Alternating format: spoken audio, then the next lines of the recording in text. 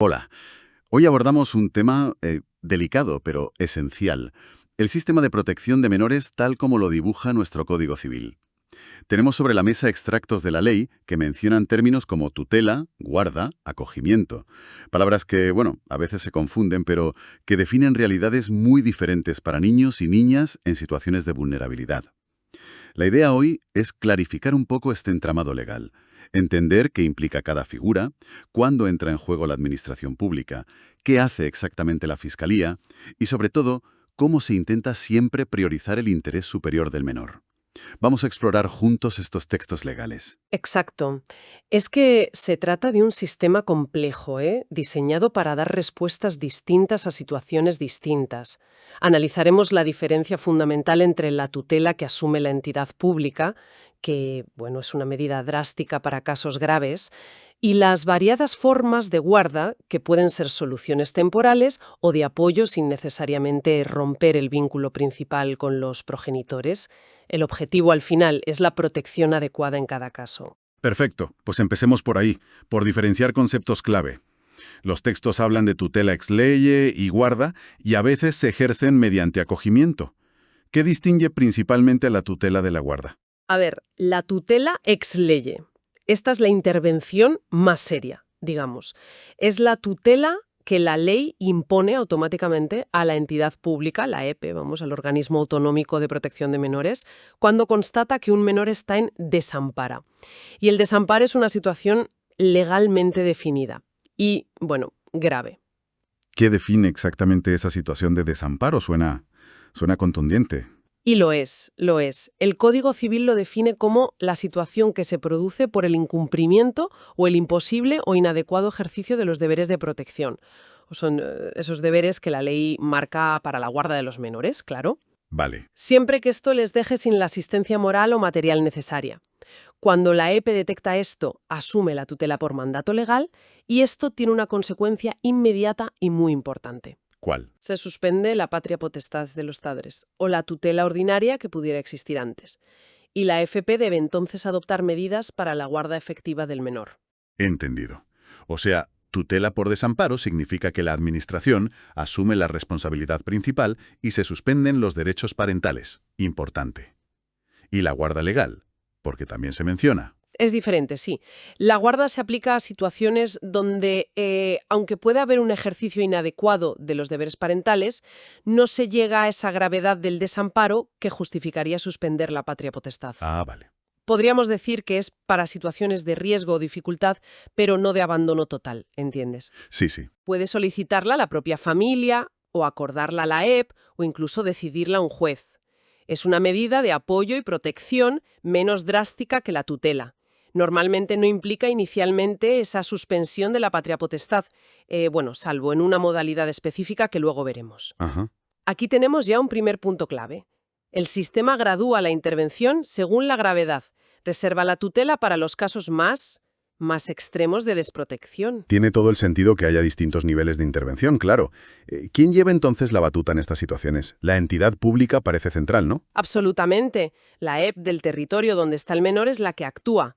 Constata el desamparo, asume la tutela, acuerda guardas, pero ojo, no actúa en solitario ni sin control. Tiene que informar inmediatamente al Ministerio Fiscal de sus decisiones importantes. Ah, vale. Y si había una tutela anterior, también al juez. El Ministerio Fiscal juega aquí un papel crucial. ¿Qué papel exactamente? ¿Una especie de supervisor, quizás? Sí, algo así. La ley habla de superior vigilancia sobre todas las tutelas, guardas y acogimientos. No es una intervención directa en la gestión del día a día, pero sí un control externo. Potente. Entiendo. El fiscal debe comprobar la situación del menor. Al menos cada 6 meses. Puede pedir informes, investigar por su cuenta si recibe noticias preocupantes y promover medidas ante la EPE o el juez si considera que algo no va bien. Es como una doble verificación, ¿no? Exacto. Un sistema de doble verificación para decisiones tan importantes. Entiendo. Una red de seguridad adicional. ¿La EPE tiene que notificarle todo al fiscal? Las decisiones claves sí. Nuevos ingresos de menores, resoluciones sobre tutelas, guardas, acogimientos, cambios relevantes, todo eso. Esta vigilancia del fiscal no disminuye la responsabilidad directa de la EEP hacia el menor, pero asegura otro par de ojos sobre el proceso. De hecho, ambos, tanto la EP como el fiscal, pueden llegar a pedir a un juez que retire definitivamente la patria potestad si la situación es, bueno, insostenible. Comprendido. Tenemos a la EEP ejecutando y al fiscal vigilando. Pero volviendo a la decisión inicial, ¿cómo se decanta la EEP por una tutela por desamparo o por una medida de guarda? Imagino que la línea a veces será fina. Sin duda es una de las decisiones más complejas. Y siempre debe guiarse por el interés superior del menor. Eso por delante. Claro. Aunque cada caso es único, la lógica del sistema apunta a varios factores. A ver, primero, la gravedad y la persistencia. Una guarda puede ser suficiente para una crisis temporal, ¿sabes? Una enfermedad, un problema puntual, mientras que la tutela responde a un desamparo grave y que se prevé más duradero. Vale, la duración y la intensidad. Eso es. Segundo, el bienestar integral. Se valora qué medida protegerá mejor todas las dimensiones del desarrollo del menor. No solo lo físico, también lo emocional, lo educativo. Entiendo. Tercero, la posibilidad de retorno. Si hay una perspectiva realista y segura de reintegración familiar en un plazo razonable, pues una guarda podría ser preferible, porque, en principio, no rompe el vínculo jurídico tan drásticamente. Tiene lógica. Y cuarto, los recursos disponibles. Esto también influye. La existencia de una familia de acogida adecuada, quizás de la propia familia extensa del menor, puede facilitar optar por una guarda en modalidad de acogimiento familiar. Si no hay esa opción o el menor necesita otro tipo de atención más especializada, pues la tutela ejercida en un centro residencial puede ser la vía inicial. Muy claro. Profundicemos un poco ahora en la tutela por la entidad pública. Esa suspensión de la patria potestad que mencionabas, ¿qué significa en la práctica diaria? Pues significa que la EP pasa a tomar las decisiones importantes sobre la vida del menor. Dónde vive, su escolarización, tratamientos médicos, todo eso. Asume las funciones parentales, básicamente. Vale. Sin embargo, hay un detalle interesante en el Código Civil. Si los padres, que tienen la patria potestad suspendida, recordemos, realizan algún acto relacionado con el patrimonio del menor. ¿Cómo gestionar una herencia, por ejemplo? Exacto, algo así. Pues ese acto será válido si resulta beneficioso para el menor. Curioso. Es una forma de proteger los intereses económicos del niño o niña a pesar de la situación familiar. Entendido. ¿Y esta tutela pública es para siempre? ¿O tiene un final? No necesariamente es para siempre, no. Cesa principalmente si desaparecen las causas que la motivaron. Ah, o sea, si la situación familiar mejora. Claro. Pero eso debe acreditarse con informes técnicos, que muestren un cambio real y positivo en la familia. También termina si legalmente procede nombrar un curador o en situaciones muy específicas. ¿Por ejemplo? Pues que el menor se marche a otro país o se traslade a otra comunidad autónoma que asuma su protección, o si lleva más de 12 meses en paradero desconocido tras haber abandonado voluntariamente un centro de protección. Son casos más, particulares. Bien, eso aclara bastante la tutela. Pasemos ahora a la guarda. Has mencionado que hay varios tipos. Efectivamente, la guarda es un concepto más amplio. Pero antes de detallar los tipos, hay unos principios comunes a las guardas formalizadas por la EP. Adelante. Pues mira, la decisión se notifica a padres o tutores siempre que no estén privados de sus funciones, claro. Y al fiscal. Siempre prima el interés del menor, eso ya lo hemos dicho. Se busca la reintegración familiar si es posible y beneficioso para el niño, y se intenta mantener a los hermanos juntos. Fundamental esto último. Sí, muy importante. Además, la situación general del menor y el contacto con su familia de origen deben revisarse como mínimo cada 6 meses. Hay un seguimiento. Vale, principios generales claros. ¿Qué pasa si la guarda se acuerda precisamente porque se ha detectado desamparo? Entiendo que esto también puede ocurrir, ¿no? Que se declare desamparo y la medida sea una guarda. Sí, es una vía posible. En ese caso, la EP dicta una resolución declarando el desamparo y especificando las medidas adoptadas, que incluirán la guarda del menor. Esa resolución es clave y debe notificarse en un plazo máximo de 48 horas. ¿A quién? A los padres o tutores y también al menor, si tiene madurez suficiente para entenderlo y siempre si es mayor de 12 años. Y la información tiene que ser clara, accesible y adaptada a su edad y circunstancias. Fundamental que el menor entienda qué pasa. Exacto. En esa resolución, además, la EP puede incluso proponer la adopción si considera que el retorno a casa es imposible. Y aquí entra en juego un plazo crucial. 2 años desde esa notificación de desamparo. 2 años. ¿Qué ocurre en ese tiempo? Durante esos 2 años, los padres con la patria potestad suspendida pueden pedir que se revoque la declaración de desamparo si sus circunstancias han cambiado positivamente, claro. O también pueden oponerse a las decisiones de protección que tome la EPE sobre su hijo. Tienen voz activa. Vale. ¿Y después de los 2 años? Pues, pasados esos 2 años, pierden ese derecho activo de solicitar la revocación o de oponerse formalmente. Aunque pueden seguir informando de cambios en su situación, ¿eh? Entiendo. Cambia el rol. Sí. A partir de entonces, solo el Ministerio Fiscal puede oponerse formalmente a las decisiones de la EPE. Es un punto de inflexión importante. Busca dar estabilidad al menor tras un tiempo prudencial. Por supuesto, la EPE siempre puede revocar el desamparo antes o después si cree que el retorno a casa es lo mejor para el menor. Eso siempre. Vale. Muy importante ese plazo de 2 años. ¿Y para las emergencias? Cuando hay que actuar rápido, pero aún no está claro si hay desamparo o no. Para eso existe la guarda provisional como atención inmediata. Suena a eso, a emergencia. Exacto. La EPE la acuerda rápidamente, comunica al fiscal y durante ese tiempo, que debe ser breve, investiga a fondo.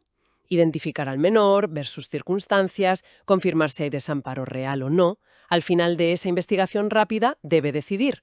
O declara el desamparo y asume tutela o busca tutor, o aplica otra medida de protección diferente. Entendido. Una medida puente.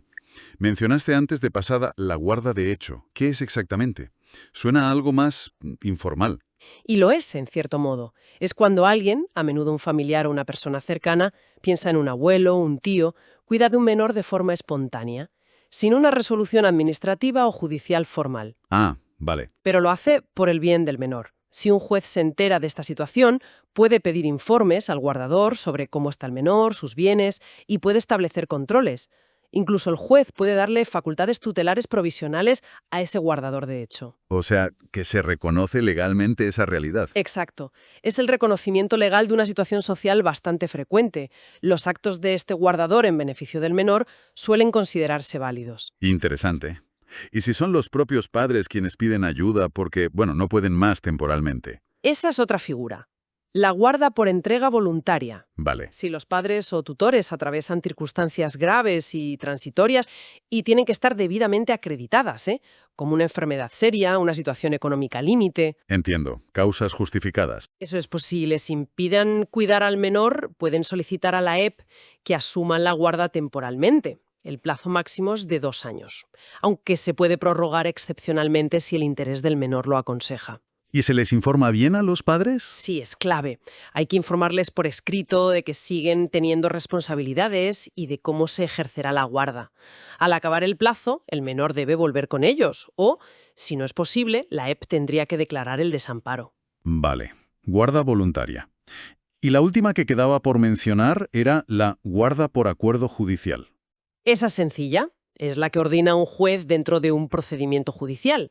Normalmente, esta guarda judicial y también muchas de las administrativas que hemos visto se materializa a través de una figura concreta, el acogimiento. Los padres, la judicial ordenada por un juez y la que deriva del desamparo, que implica suspensión de patria potestad. Exacto. Y la mayoría de ellas, salvo quizá la de hecho, suelen llevar a un acogimiento. Hablemos de eso entonces. ¿Qué es el acogimiento? Pues sí, El acogimiento es la forma principal de ejercer la guarda, ya sea ordenada judicialmente o acordada por la Administración. Y la ley prioriza claramente una modalidad, el acogimiento familiar. ¿Y si no es posible?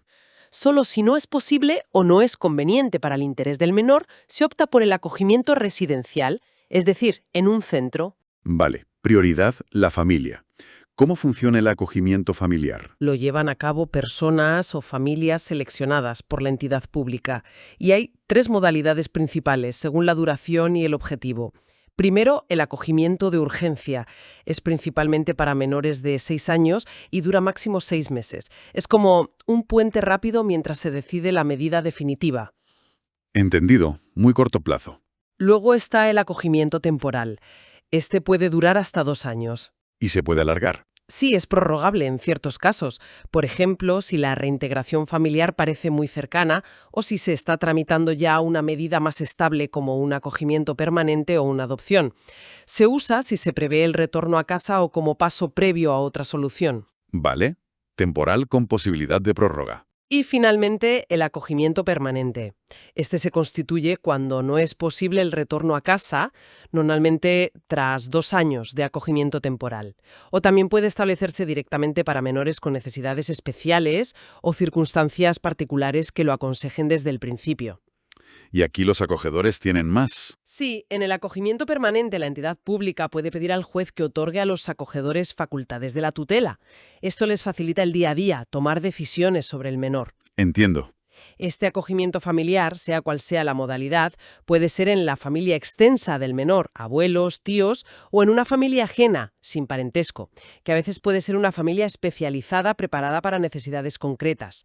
Implica integrar al menor plenamente en la vida familiar, cuidarlo, educarlo, darle afecto, bueno, lo normal en una familia. Claro. Se necesita el consentimiento de los acogedores, lógicamente, y también el del menor si tiene madurez suficiente. Y siempre si es mayor de 12 años. Hay restricciones, claro. No pueden acoger quienes no pueden ser tutores según la ley. Y si surgen problemas graves de convivencia, se puede pedir al juez que cese ese acogimiento. ¿Es confidencial? Sí, todo el proceso debe llevarse con confidencialidad para proteger al menor y a las familias. Vale. ¿Y el acogimiento residencial? Pues ahí la guarda la ejerce el director o la persona responsable del centro donde vive el menor, siguiendo la normativa autonómica y las propias reglas del centro. Una cuestión práctica que se me ocurre. ¿Pueden los menores que están en acogimiento, ya sea familiar o residencial, pasar fines de semana o vacaciones con otras familias distintas? Sí, la ley lo contempla. La entidad pública puede acordar estas estancias, fines de semana o periodos de vacaciones, con otras familias o instituciones si considera que es bueno para el menor. Por supuesto, seleccionando personas adecuadas y oyendo al menor, si tiene madurez o más de 12 años. ¿Y se informa a los padres? Se comunica a los padres o tutores si no están privados de sus funciones y a los acogedores principales. Y un detalle, se pueden proteger los datos de estas familias temporales si es por interés del menor o hay una justa causa. He entendido.